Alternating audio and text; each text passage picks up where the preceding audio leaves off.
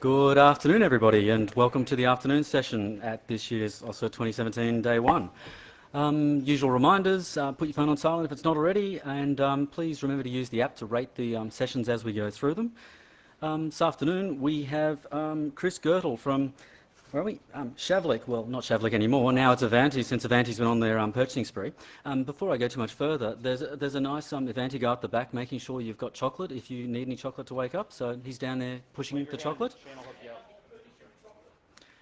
Okay, Chris is the, what is it, Director of Product Management. Product Management at, is it Avanti that's giving you that title? Okay, at Avanti, and he's going to be talking about, I guess, pretty much his experiences implementing or doing defence in depth within their product framework, I guess. Yep. So if you could all welcome Chris. Thanks, everyone. So I actually, the keynote this morning was actually quite funny because I was at RSA earlier this year. So when the Hack 5 team was showing what they were doing there, it brought back a very vivid memory. I was in the bathroom and just washing my hands and turned to walk away, and somebody taps me on the shoulder saying, "Was that your USB key there?" I'm like, "No." And no, I'm not going to take it. And like everybody in the vicinity had a really good laugh about that. But as soon as they told that story this morning, I was like, I saw one of those, and I caught him right outside as I was leaving the keynote this morning, and I was like, that was a hilarious story, and I just had to share that with him. And you know, I actually got to see one of them. And no, I was not one of the 62 that actually plugged one in. I left it there and walked away, because who would pick up a USB key at a security show, right? Yeah. So at Avanti, we the screen's not switched over yet. All right, there we go. We've got a combination of many different security products coming together. So Avanti's only been technically a company since January this year, but you may know us by many of our other brands: Landesk, AppSense, Shavlik, Heat Software. These four brands make up our security portfolio. We've got many different security solutions, and we're bringing those together to bring several best-of-breed solutions together in a defense-in-depth approach that we feel is superior in the marketplace. And we're going to talk a little bit about that today. So I'm going to start by talking about some of the trends out there. So you can see there's definitely an upward trend of the different types of threats. These things never seem to go down. They always keep on going up. Malware increasing by 9% year over year, phishing by 7%, attacks to steal financial information up by 12%, attacks to steal intellectual property or data up by 12% between 15 and 16. So obviously the threats are only accumulating.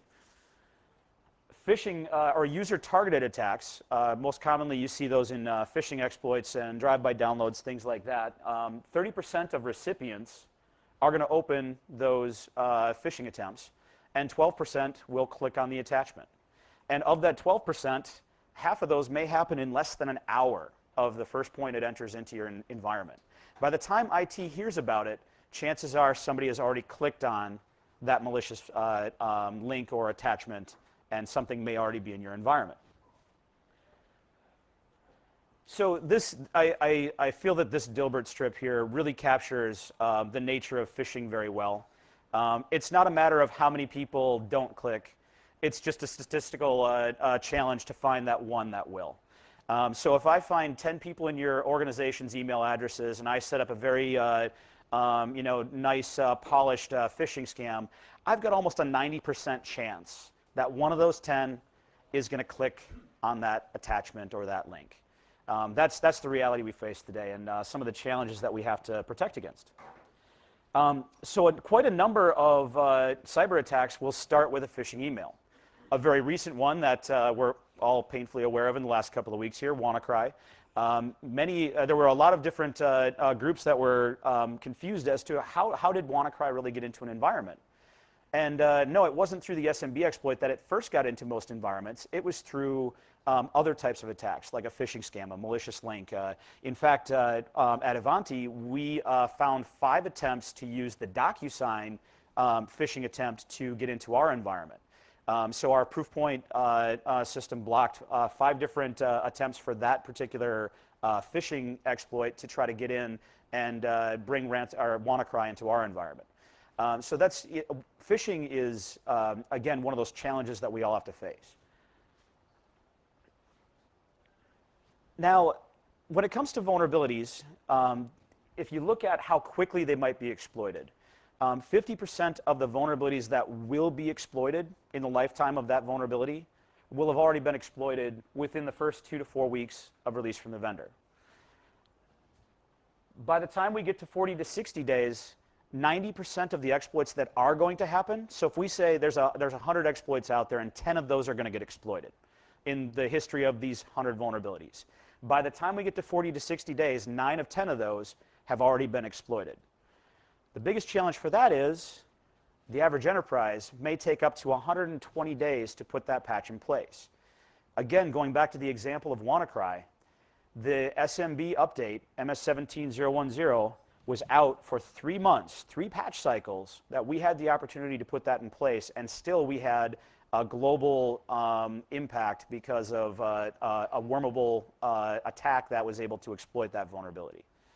So you could see that a lot of companies still struggle to keep up with some of these basic challenges. One of the things that we do at Ivanti, we actually do a lot around Patch Tuesday, but we don't just talk about patching. Patching is one part of that, but again, back to that layered approach, we like to look at this from a few different angles. What this is representing is back in 2015, we were trying to portray why just using SCCM or WSUS wouldn't be enough. If you look at the vulnerabilities being resolved out there in 2015, Apple actually resolved more vulnerabilities throughout the year than Microsoft did. Cisco, Oracle, Adobe, these companies all have products within almost all your environments. And there's a lot of vulnerabilities that they were plugging. In 2016, if you look at this, you've got many of the names shuffled around there. Oracle jumped up to the top of the list. Google was plugging a number of vulnerabilities there. Adobe was still in the top 5. They've obviously got a lot of vulnerabilities. I don't know, the Flash player is kind of somewhat vulnerable. So there's a lot of challenges out there, and you got to be thinking about more than just one platform, more than just one vendor worth of updates. Getting down a layer deeper, this is the top 10 products by total number of vulnerabilities that were resolved in 2016. And you can see in this list, there's actually very few, you don't see Windows in here at all, the Windows OS. You actually see a bunch of Linux distributions. So we're seeing a shift right now where a lot of focus from the security researchers and a lot of focus from the black hat side of the world, the malicious attempts, are focusing a lot more attention on the Linux side. And the vendors are reacting, and they're trying to get ahead of that and plug more vulnerabilities over there. There's a lot more of the hosted environments are going towards Linux distributions. A lot more of the container platforms are focusing on that side. More and more IoT devices that are based on some sort of an appliance will be a Linux distro on there. So there's a lot more attention shifting to the Linux side as well. We've got to worry about more platforms than ever, and we've got to worry about both the OS and the application layer. Everybody loves to compare notes on the browsers as well. How many of you is Chrome your top choice? It is mine. I usually have all 3 browsers, Chrome, Firefox, and IE, depending on what I need to do, to whether it's testing something in a different browser or, but if I use one on a regular basis personally, it would be Chrome. Now, one thing about this is Chrome has continually been the top for resolving vulnerabilities each year, but they've also got one of the more active zero-day teams and a very active set of researchers out there who are discovering these things. So, it's good to see a browser like that getting a lot of resolutions because it is so widely used, especially. So this was an interesting quote that I found. This guy has moved up to being CEO of his security company, but he will tell you that whether it's today or back in 1999 when he started pen testing, he's going to take the same approach that he's always done. You find a public exploit for a vulnerability that's less than 4 months old. That's pretty much under our 120-day average. You tailor that exploit to work with your remote administrative tools. Mutate the exploit until you can beat common virus detection. Phish that user, and you're in. It's a pretty rinse and repeat process, and it's still as easy to do today for these pen testers as it was back in 1999. So how do we start to combat a challenge like this? A number of risks still increasing. The number of platforms that we have to deal with, the number of applications we have to deal with still growing. Yet we're still getting beat by the same pattern now as we did back in 1999. Fileless attacks, another new spin. Actually, it's been around for a while, but it's getting more and more popular. More fileless malware attacks are happening now as well. I don't need to use a vulnerability to execute something on that system. I can take advantage of PowerShell or macros or other things out there. The Essential 8, if you follow the ASD framework, the Essential 8 expanded to include other things, including locking down of Office macros and locking down the browser experience because of these forms of attacks. They're going to take advantage of the things that we have on these systems that we allow to work. So it's going back to what Darren was talking about this morning in the keynote. It's all about knowing how the system works so that you can tell computer to computer, a nice little lie so that it'll let you do what you want. So we've got to be able to protect against many of these things. So what is that weakest link on an environment? A lot of it comes back to that user. The easiest way into an environment, whether it's a hardware, a USB drop like we saw this morning, whether it's a phishing scheme, whether it's all these different things, predominantly the easiest way into all of our environments is through a user. Why try to figure out how to pick the lock? By the way, I don't know if you guys, how many of you have done the lock picking over there? I haven't gotten over there yet. I've heard it's going pretty good, but it's not easy to pick a lock. But if you can convince somebody else to open that door for you and let you through, that's obviously the way you want to go. Least path of resistance. So what we also look at in our Patch Tuesday assessment we do each month, we take a look at the updates that were released. We look at the vulnerabilities that were in there. How many of those are targeting a user? So this is actually showing for 2016. I did a breakdown of the Microsoft side. The blue is how many bulletins released that month. The red is how many of those bulletins contained user-targeted vulnerabilities. Vulnerabilities that can be turned around to be used in an attachment, a phishing scam, a drive-by download, a malicious website that I could set up. These are the vulnerabilities that they can use in those types of attacks.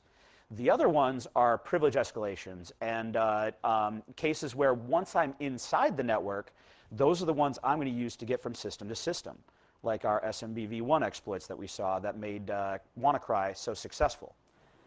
So it's a combination of these things, but the user is the most common way they're going to get into the environment still.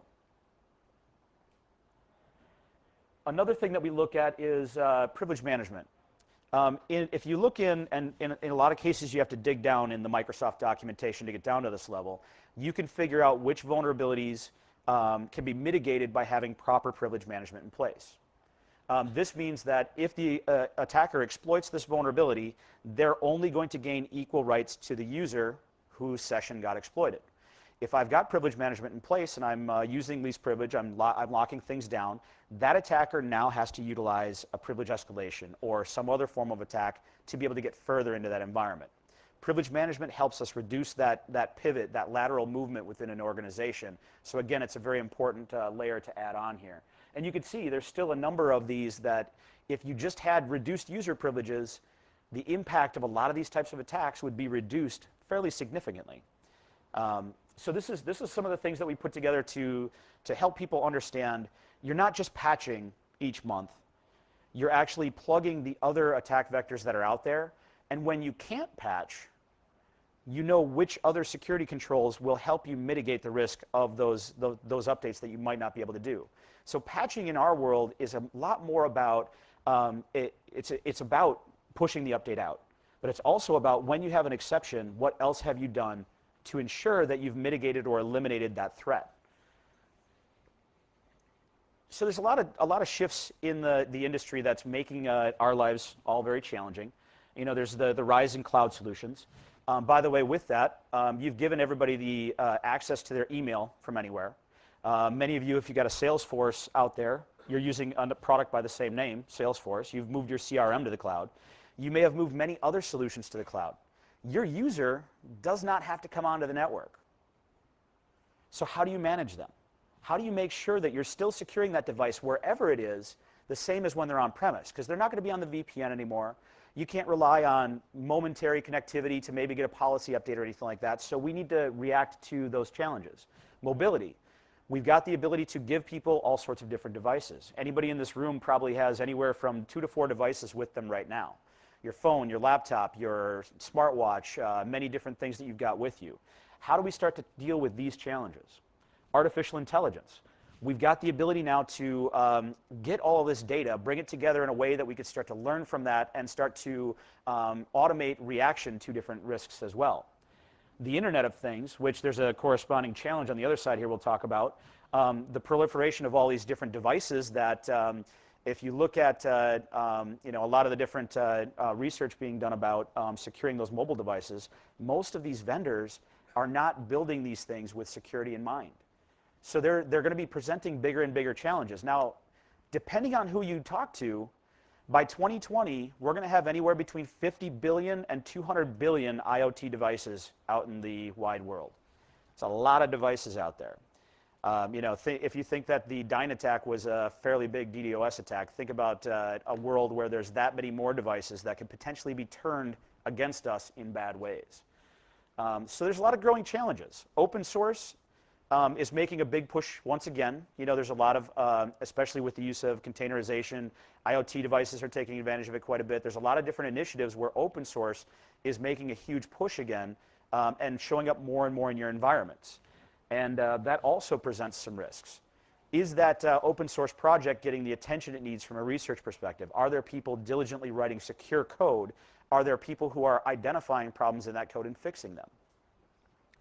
So today, we've got less control over our data and devices than we've ever had. In most cases, how many of you are dealing with an environment where the user gets to bring their own? It's pretty common now, but there's a lot of government here, so in most cases, that usually the numbers go down there, which is good. You guys are a little bit safer from that one. But you got a lot of data, able to get in and out of the environment as well. Again, with all these, you can get Dropbox and OneDrive and all these other things. Where's your data going? What devices could it be on? How are those devices getting secured? Networks are more and less secure. I may have better technology defending my network than ever before, but I've got more users with admin rights. I've got more devices that can go outside of that network, get infected, and bring something back in around all of those sophisticated perimeter devices. And when that happens, if you've got an exploit that gets in there that can spread quickly like WannaCry did, all those perimeter devices really didn't do much good at that point because we allowed a user to bring something in with them. The world of insecure things. I love this phrase. All those devices out there that your coffee maker, your toaster, your refrigerator, your light bulbs, your whatever else it might be. No security in mind when they're doing this. The ability for somebody to possibly take advantage of those things. How many of these are on your network today? Where are they? Can you identify them? Can you lock them down? Can you segregate them from the rest of the network and just say any IoT device that's not managed goes over here and it's in the Wild West and we're going to keep everything managed over here and a clear separation between those. So there's going to be a lot of challenges with IoT devices that we're just starting to come to realize. In a lot of cases, there's and this is in the frame of reference of like the U.S. side. Sorry, I'm from the U.S. Don't hold it against me. There's a lot of times when government may come in to help bail people out. Well, this is becoming such a growing problem that even governments won't be able to help us bail ourselves out with the risks that are growing over time here. The private sector needs to come into the rescue this time. And then security is becoming both a risk and an opportunity. There's as many issues coming up that are bigger risks for us than ever before, but there's also opportunities for us to change what we're doing, to improve what we're doing, and turn some of those challenges around and find some successes there. So getting into WannaCry a little bit more, this was, I would say, the biggest success and also at the same time one of the worst failures from ransomware that we've ever seen. Success as in it's spread further than any ransomware attack has ever done. Failure as in I think the net total that I saw last was 98,000 US that group was able to actually accumulate from ransoms paid. So this thing was successful at a level that nobody anticipated. It was a terrible impact, especially for the NHS in the UK. It was a horrible day for them as they started to combat this, and even the few days after that where they were really starting to fight back and try to get this under control were terrible for them. Many other companies experienced the same thing. We just didn't see them as prevalently in the headlines.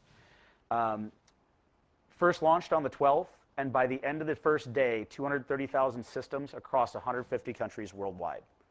That's really scary. Had worm-like capabilities, took advantage of the Eternal Blue SMB v1 vulnerabilities that were plugged by MS17010. It's great to hear, there were a number of our customers who came by the booth saying, yeah, we were down to just, when that hit, we only had like a handful of systems that we had to go and like double check and make sure that patch got pushed, but they were mostly in place. There were a lot of companies out there, especially those who had to run XP in 2003 past its life, where things got hit even harder. And that's why if you see some of the heat maps looking at where it was hit worse, you're going to see a lot of it in China, Russia, India, a lot of places where either between bootleg software or just not moving forward onto new platforms, they've got a more high percentage of those systems than anywhere else. The first entry point with that was still commonly a phishing attempt. Either a malicious URL, an email that was trying to exploit that. That's where it first got in. But once it did, unlike regular ransomware where you had to convince each case to try to do that and you had very little chance of things moving laterally within the network, in this case, that SMB exploit allowed it to move very quickly. Once that foothold was made, Eternal Blue is what really made this thing successful. So again, going back to success as in it was the biggest impact we've ever seen from a ransomware attack. Failure as in it really didn't make much money at all. So since then, there have been a couple other variants that you may or may not have heard as much about. AusCERT. This is a botnet, and it's the first botnet in a while that's done this, but it was mining virtual currency, Monero, which is a similar technology to Bitcoin. But they recognized very quickly that they could propagate enough bots to actually make Bitcoin mining, virtual currency mining, worthwhile for a botnet attack again. So they turned around and did this. Now, this spread very quickly again, but it did so much more silently. You weren't ransoming machines, so people didn't know it was happening until the resource impact on their systems became prevalent enough, or something else could detect it to point out the fact that it was happening. Blue Doom is another one. This one has been even worse than AusCERT because it's not mining. It's setting up a command and control network across the globe, and it's basically using double pulsar, which was another part of that NSA leak that basically allows it to connect up to a command and control network and wait for orders. Last I read, we still don't know what the end game was for this particular attack, but it's more stealthy than WannaCry was. It's able to move around as quickly. So I would say that the guys who set up these two variants were probably a little bit unhappy about WannaCry because WannaCry made the entire situation very apparent to the globe very quickly. If we wouldn't have seen that, these two variants could have been silently doing their thing for a very long time before we really knew how bad the impact was. The reason I bring this up, though, is this could have been avoided. And it's quite simple how this could have been avoided. It's some of the most boring security controls out there, the ones that we don't like to talk about because they're not the sexy new toy you see at the security events. It's not the shiny new technology that everybody wants to talk about. It comes down to the foundational measures that if you look at any of the security frameworks out there, they prioritize these at the top. So talking a little bit about our security strategy at Ivanti, we took a survey of 100 CIOs and CSOs, and there were some interesting things to say there. The first one here, nope, apparently that had an auto adjust. We have to tear down traditional view of what an IT operations entity is and what a security entity is. So when we dug into that further, If you look across here, these 100 people who responded to the survey were saying that between security and IT operations, you're actually seeing many of the different things that we're doing start to bridge that gap. It's becoming the responsibility of both sides. We're operationalizing IT, operationalizing security. IT wants things to work smoothly, while security wants security. You know, that's kind of a conflict of interest there. If you secure things well, you are probably going to make it so that the user experience gets impacted and you have a challenge in usability. So one of the things that we look at from this standpoint is we need to provide a defense in depth strategy, but we need to do so while balancing security with the user needs. And you can do this. Integrating the environment to discover the breadth of a risk. If I can't see it, if I don't know about it, I can't secure it. So discovery is a foundational piece of what it takes to secure environments. Providing technology that reduces the attack surface. Patching is going to significantly reduce the surface attack or the attack surface of your environment. Application control is going to significantly reduce the surface attack area across your environment. Analyzing data for insights into issues. Many of you are looking at SIM vendors. You know, you may have already got one in-house. You're pulling more and more data sources into it. You're analyzing that data. You're trying to get those insights. That's very critical to being able to do a proper defense in-depth approach to security. And then taking actions to solve those problems. If I can tell you you've got 1 million problems, that's great. If I can help you fix 1 million problems, that's much more beneficial. So now we need to understand the user. We need to discover their needs as well. If we implement a security control and we do so in a way that impacts the user experience, we're going to get rejected.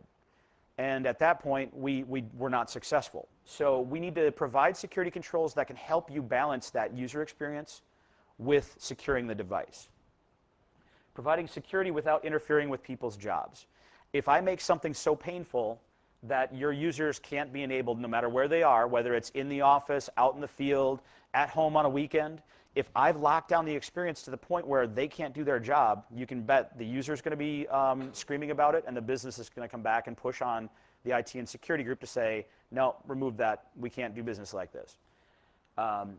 Silently provide services through upgrades and risk evasion. Being able to make sure that we can update things and try to do so in a way that we don't impact the environment and keep availability intact. And then increasing productivity with the right tools.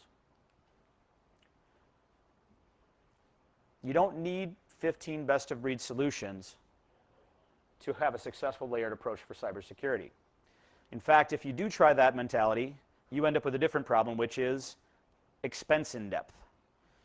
So it's one of those things where I go to a lot of the security shows, RSA for the last 8 or 9 years, and every year I see a bunch of new names on the floor doing very, very specific things. 1, maybe 2 specific features that they do, that's their niche, and they charge a premium for it. And if you go out there with the mentality of, I'm going to go and buy 5 or 6 of those that are going to solve all my problems, your security budget is going to shrink rapidly. So again, it doesn't require a bunch of these best-of-breed solutions to provide effective defense in depth. You can do so by layering the right measures in place so that the remaining items that you really need to get that are those best-of-breed technologies that do that niche thing that you really do need to defend, because in your environment it's a high risk, you've been able to do so without sacrificing the rest of the defensive mechanisms that you do need in place. So one of the things that we focus on at Ivanti is we look at different security frameworks. Any security strategy should start with a framework in mind. And one of the things that we've done, actually there's 2 in particular here, one very specific to the Australian audience, which is the Australian Signals Directorate. Their 35 security control framework that they use. That and the critical security controls from the Center of Internet Security are very similar in their approach. Looking at PCI, HIPAA, GDPR, many of these have great guidance in them, but they lack on a few things that I think that the ASD and the CSC frameworks really nail very well. So prioritizing a focused list of actions that you should take. If you look at either of those frameworks, they're numbered, and from the top down, if you start at number 1, each one of those controls you put in place is giving you the best bang for your buck as far as what you're doing to secure the environment and how much you're actually securing by doing that. As you get down to, the teens, the 20s, that's where you may be spending a lot of money for only a little bit of additional gain.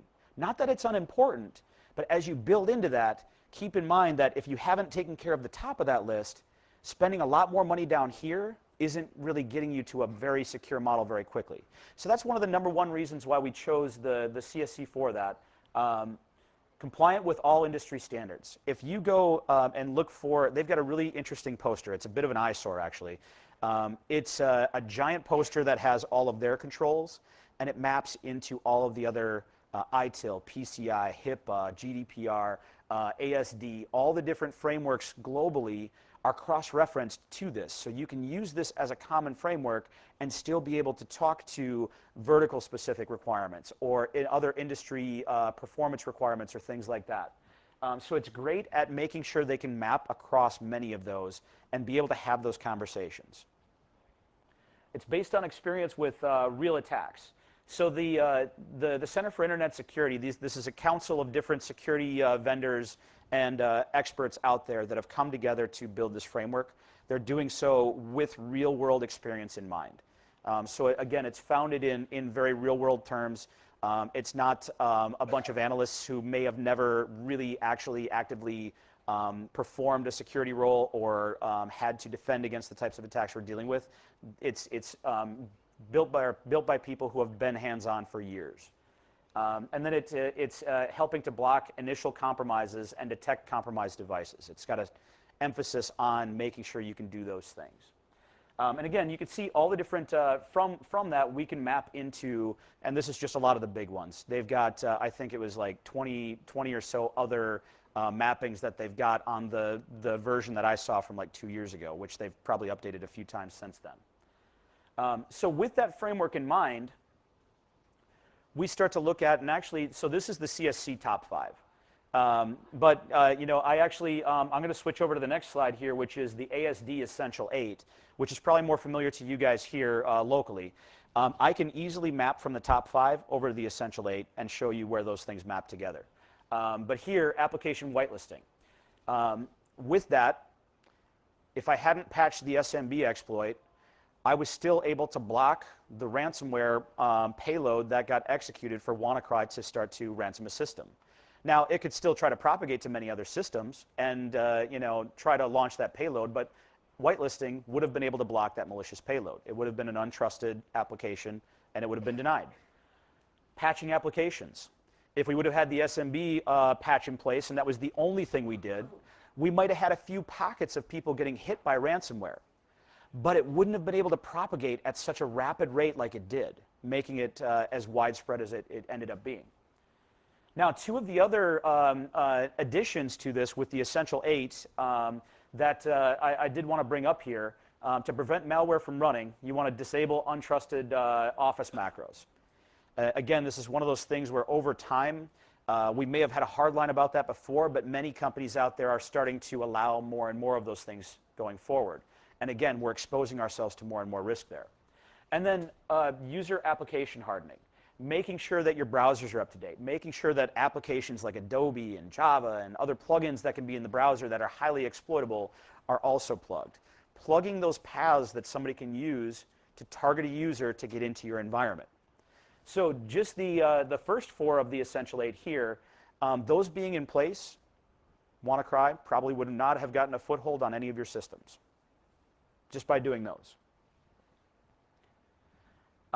Limiting the extent of an incident and being able to recover data. Restricting admin privileges. If somebody gets onto a system, there's no better way to slow them down than to reduce their tool set. If they've got access to command shells, if they've got access to be a full administrator, to create accounts, to do other things like that, they're going to be able to pivot and move throughout your environment more effectively.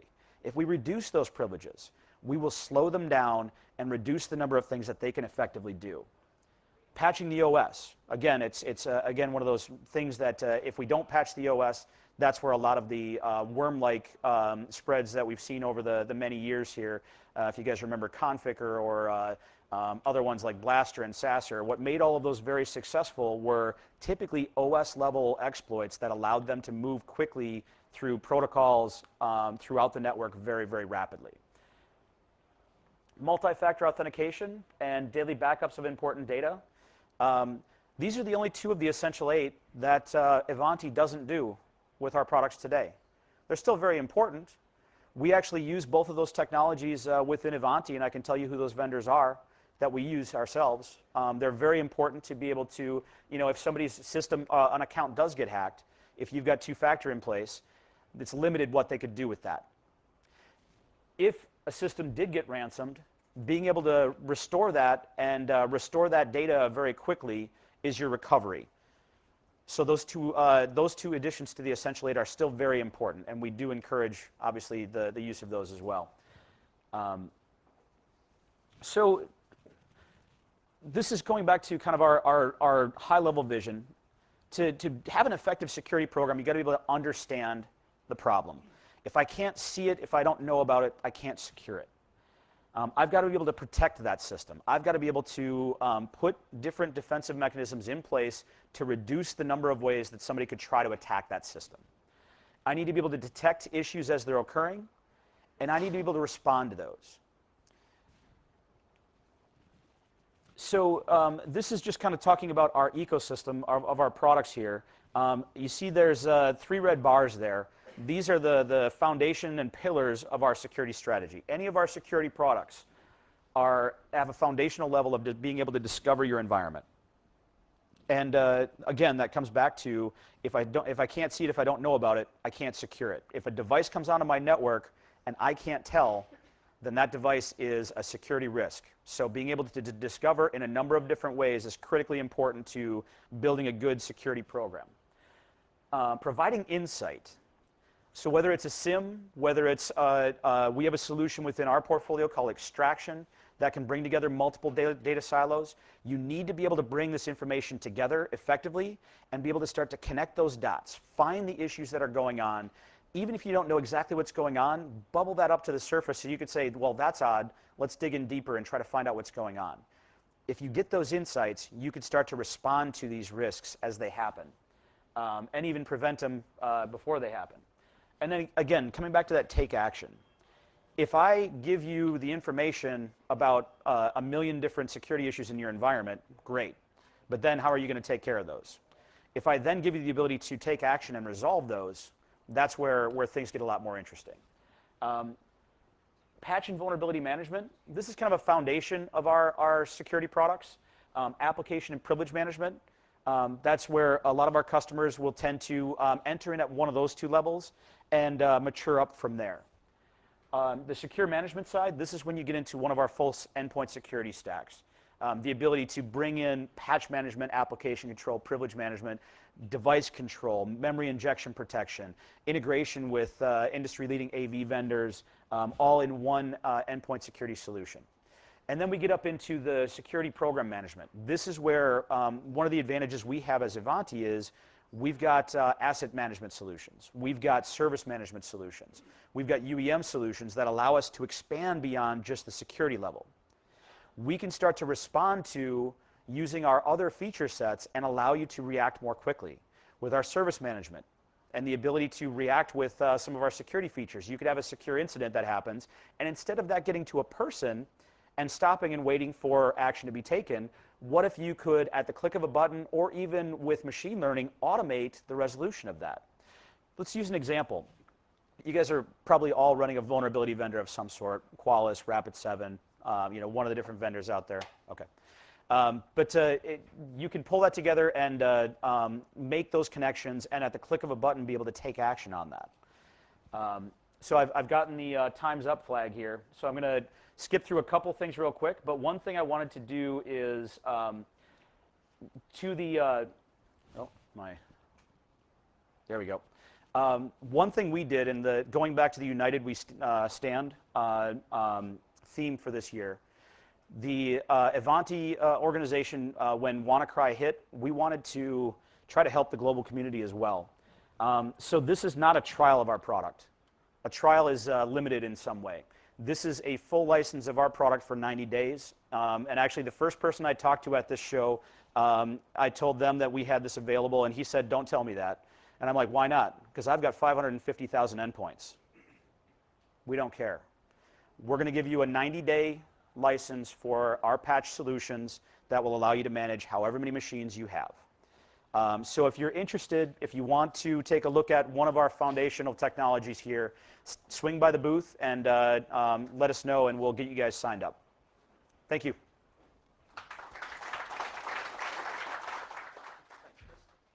Thank you. So everybody, the next session starts in about 3 minutes, so if you want to change rooms, you might need to hurry. Sorry about that. Try to make it clear, but yeah.